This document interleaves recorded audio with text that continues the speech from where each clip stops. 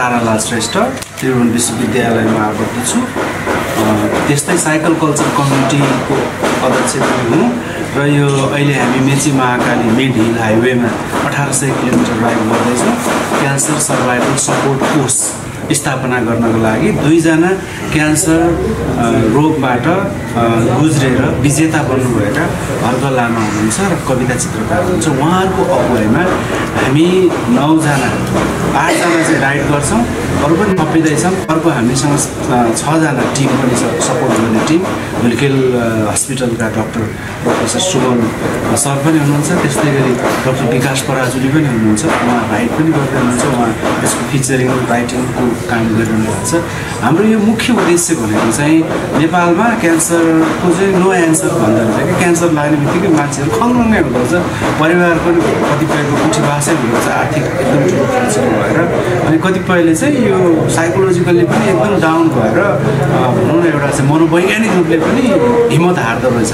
त्यस्तो अवस्थामा चाहिँ फेरि एकदमै बढ्दै गइरहेको छ क्यान्सर भन्ने चाहिँ फिमेलमा पनि प्रशस्तै हुँदै आएको छ, बालबच्चाहरू पनि देखिरहेछ, अझै मिडल एजको मान्छेहरूमा पनि देखिरहेको छ, पुरुषमा पनि आइरहेको छ। यो चाहिँ ठुलो एउटा महामारी जस्तो पहिले जस्तो देखिन्छ पछिल्लो डाटाहरू। यसको पछाडि थुप्रै कारणहरू डक्टर सुमनले यसको ट्रिटमेन्ट कुराहरू भन्नु होला। तर यसमा हामीले होइन क्यान्सर पछि पनि जीवन छ है, क्यान्सर पछि पनि हामीले एउटा सार्थक जीवन बाँच्न सकिन्छ भन्ने नमुना थुप्रै छन्। त्यसमध्येको 2 जना चाहिँ हामीले सुनिल नमुना भेट्यौँ।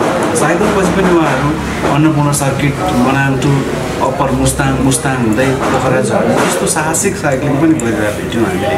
त्यसपछि उहाँहरू 2 जना अगुवाको रूपमा हामी अगाडि लाएर हामीहरू साइक्लिङ गर्छौँ र फन्ड उठाउँछौँ। एउटा सोलिड उद्देश्य भनेको क्यान्सर बिमारीहरूको उपचार कोष स्थापना, जुन अहिले रेस हुनुभन्दा अगाडि हामीले 22 लाख रुपियाँ उठाइसकेका छौँ।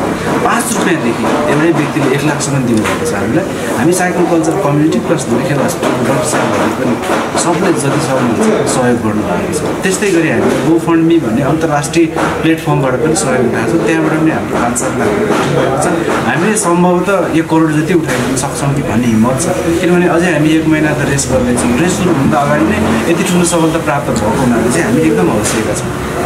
दोस्रो उद्देश्य चाहिँ हामीले यो रेस मार्फत चाहिँ विश्व देशभरिको साइकल प्रेमी चाहिँ भोलिन्टियर गर्न चाहनेहरू, समाजसेवा गर्न चाहनेहरू, मानवीयता देखाउन चाहनेहरूलाई एक ठाउँमा जोड्ने र अहिले यो जेनजी मुभमेन्ट पछि एउटा निराशाजनक अवस्था देशमा विद्यमान छ।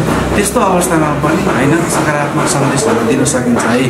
अनि तपाईँको आशा त्यागेको, निराशामा बाँचेको, डिप्रेसनदेखि लगाएर मनोवैज्ञानिक होइन एउटा चाहिँ बिमारीको फेजबाट पनि गुज्रिरहेको दीर्घ रोग लागेको साथीहरूलाई चाहिँ हौसला प्रदान गरिदिन पनि उहाँहरू 2टाको रेसले एकदम ठुलो भूमिका खेल्नेछ। अर्को हामी डाक्टर सुमन र म पनि अब विश्वविद्यालयसँग जोडेको एउटा प्राध्यापन पेसामा भएको हुनाले लेखेर प्रकाशन गरेर यसरी पत्रकार साथीहरूसँग भेटघाट गरेर चिन्तकहरूसँग चाहिँ उठबस गरेर साइक्लिस्ट साथीहरूसँग पनि घुलमिल गरेर हामी साइकल गर्ने समुदाय प्लस अरू सहकारी गर्ने समुदाय बिच हातेमालो गर्दै सकारात्मक सन्देश समाजमा दिन सक्छौँ गर्छौँ भन्ने छ। र हामीले पछिल्लोचोटि यहाँ राइट टु लाइफ भन्ने उहाँले ज्याकेट पनि बनाउनु भएको छ।